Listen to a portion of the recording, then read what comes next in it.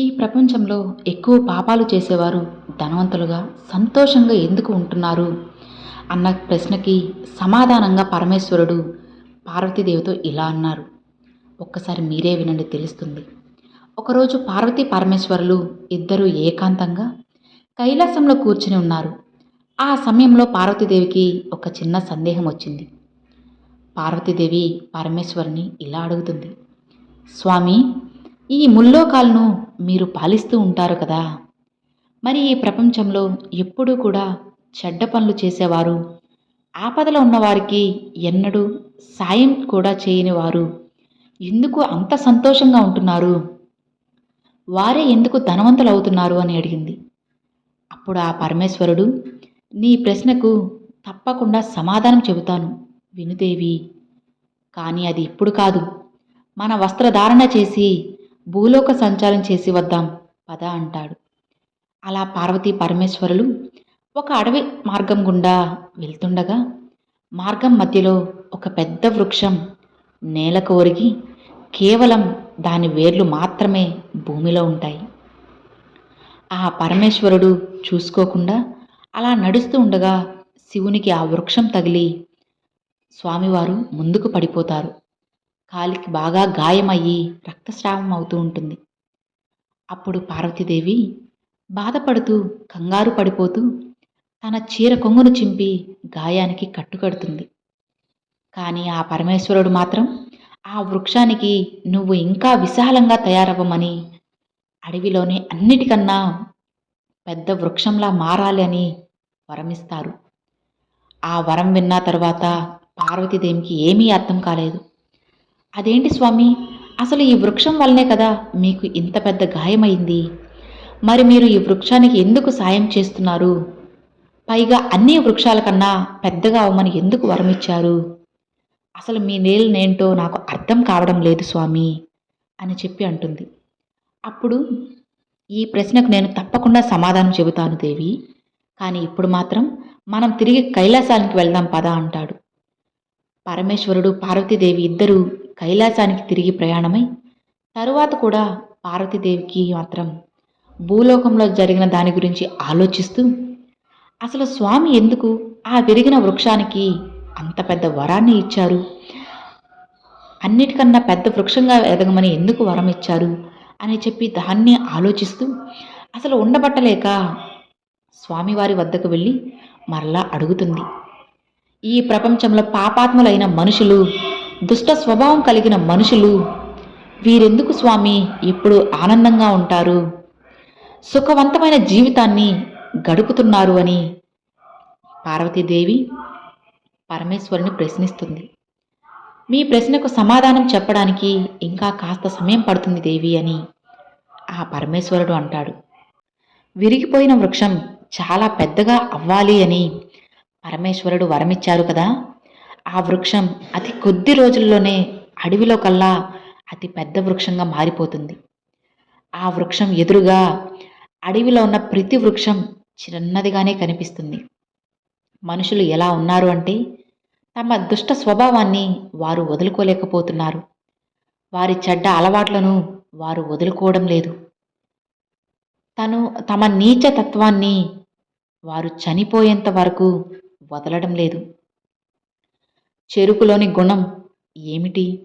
తీయదనం. ఈ విషయం అందరికీ తెలుసు కదా. చెరుకు ఎప్పుడూ కూడా తనలో ఉన్న తీయదనాన్ని ఎలా వదలదు, అలానే మామిడిలోని గుణం ఏమిటి? పులుపు. దాన్ని కూడా అది ఎప్పుడూ వదలదు. అలానే చెడ్డ మనుషులు కూడా తమ అలవాట్లను వదలలేరు. ఈ విధంగా చెడ్డ పనులు చేసేవారు, అత్యాచారాలు చేసేవాళ్ళు వారి స్వభావాన్ని, వారు చేసే కర్మలను కూడా వారు వదలలేరు. అలానే ఆ వృక్షం అంత విశాలంగా తయారైంది, అప్పుడు కూడా అది దాని స్వభావాన్ని వదలడం లేదు. ఏ రోజు పక్షులకు తను ఆశ్రయం ఇచ్చేది కాదు, గూడు కట్టుకొనిచ్చేది కాదు. పరమేశ్వరుడు ఈ ముల్లోకాలకే దేవుడు. ఆయన అన్నీ చూస్తూనే ఉంటాడు. వసంత ఋతువు రానే వచ్చింది. కొత్త కొత్త చిగురులు వేస్తూ ఆ వృక్షం చాలా పచ్చగా అందంగా తయారైంది. అహంకారంతో అలానే ఆకాశంలో ఎగిసిపోయి ఉంటుంది. ఆ పూర్తి అడవిలోనే ఆ వృక్షం కన్నా అందమైన వృక్షం మరొకటి లేదు. ఎందుకంటే స్వయంగా పరమశివుడే ఆ వృక్షానికి అలాంటి వరాన్ని ఇచ్చాడు. అందువల్లనే దాని అహంకారం ఆకాశమంత ఎత్తుకు ఎదిగింది. ఒకరోజు చాలా పెద్ద తుఫాను వచ్చి అడవిలో వృక్షాలన్నీ విరిగిపోవడం ప్రారంభమయ్యాయి. పరమేశ్వరుడు వరం పొందిన వృక్షం కూడా చాలా పెద్దదిగా ఉండటంతో ఆ తుఫానుకి తన్ను తాను రక్షించుకోలేకపోతుంది. ఆ తుఫాను దెబ్బకు వేళ్లతో సహా ఆ వృక్షం నేళ్లకు ఒరిగిపోతుంది. ఆ వృక్షం పడిపోయిన తర్వాత తుఫాను ఆగిపోయింది. ఒకరోజు పార్వతీ పరమేశ్వరులు ఇద్దరూ మరలా భూలోక సంచారం కోసమని అదే మార్గంలో వెళ్తుండగా అప్పుడు పార్వతీదేవి తన ప్రశ్నలకు సమాధానం తెలుసుకోవాలని, స్వామి, మీరు ఇంకా నా ప్రశ్నలకు సమాధానం చెప్పలేదు, ఎప్పుడు చెబుతారు అని అడుగుతుంది. అప్పుడు ఆ పరమశివుడు, పద పార్వతి, మార్గం మధ్యలో నీ ప్రశ్నకు సమాధానం తప్పక దొరుకుతుంది అని అంటారు. అలా వెళ్తుండగా వారికి మార్గం మధ్యలో ఆ విరిగిన పెద్ద వృక్షం కనిపిస్తుంది. అది చూసిన పార్వతీదేవి, స్వామి, మీ లీలలు ఎంత విచిత్రమైనవి, ఇది ఎంత సుందరమైన వృక్షం, ఎంత పెద్ద వృక్షం, ఈ వృక్షంతో సమానమైన చెట్టు ఈ అడవిలోనే లేదు, అన్నిటికంటే పెద్దంగా ఉంది, ఇంకా అందంగా ఉంది.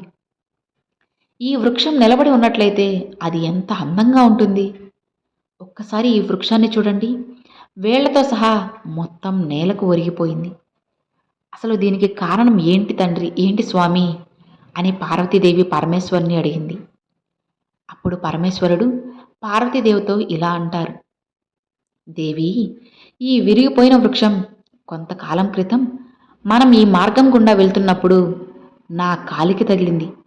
అప్పుడు నాకు చాలా పెద్ద గాయం కూడా అయింది కదా, అది ఈ వృక్షమే.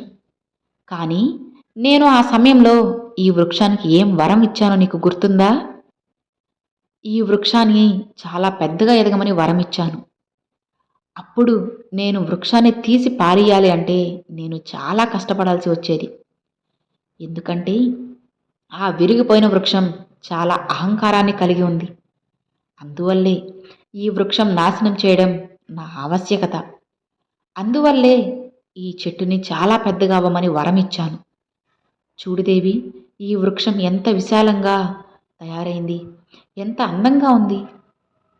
విరిగిన వృక్షం అడవిలోనే అతి పెద్దదిగా ఎంత విశాలంగా మారినా కూడా దాని అహంకారాన్ని మాత్రం విడవలేదు.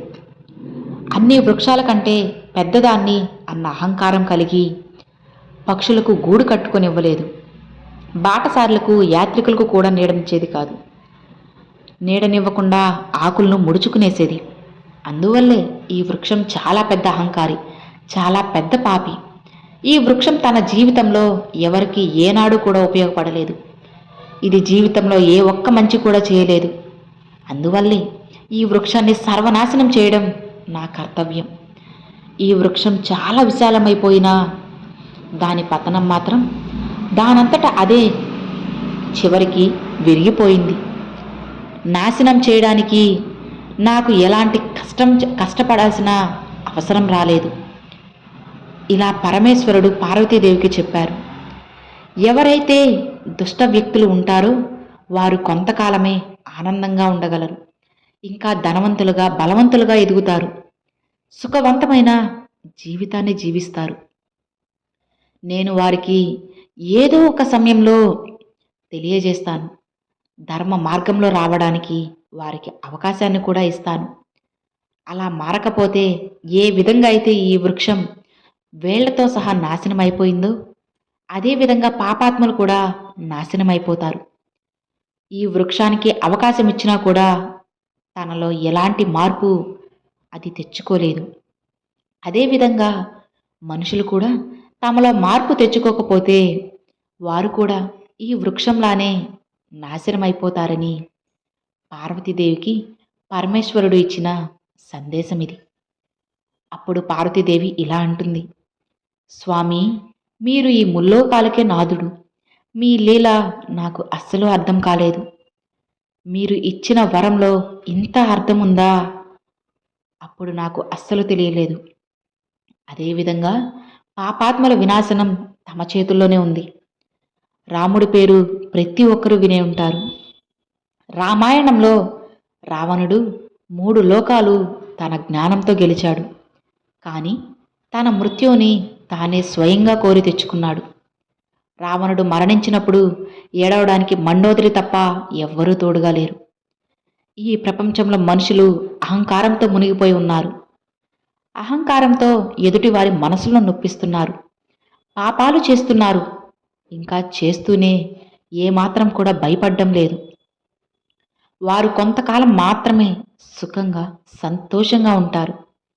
ఈ మాట పరమేశ్వరుడు స్వయంగా పార్వతీదేవితో చెప్పారు. అలాంటి వారు కొంతకాలమే సుఖంగా జీవిస్తారు అని. ఇక పూర్తి జీవితం సంతోషంగా ఎవ్వరూ ఉండలేరు. అహంకారం విడవకపోతే వారికి వృక్షంలానే అంతం తప్పదు. వేళ్లతో సహా సర్వనాశనమైపోతారు. ఎంతగా అంటే మరలా తిరిగి ఎదగలేనంతగా. ఎందుకంటే అలాంటి వారి యొక్క పెరుగుట విరుగుట కొరకే. అందుకే మన పురాణాలు చెబుతుంటాయి, నీకు ఉన్నంత దానిలో లేని వారికి సాయం చేయమని, ఆపదలో ఉన్నవారిని ఆదుకోమని. అప్పుడే పూర్తి దైవానుగ్రహం మన మీద ఎప్పుడూ ఉంటుంది అని. సర్వేజన సుఖినో భవంతు.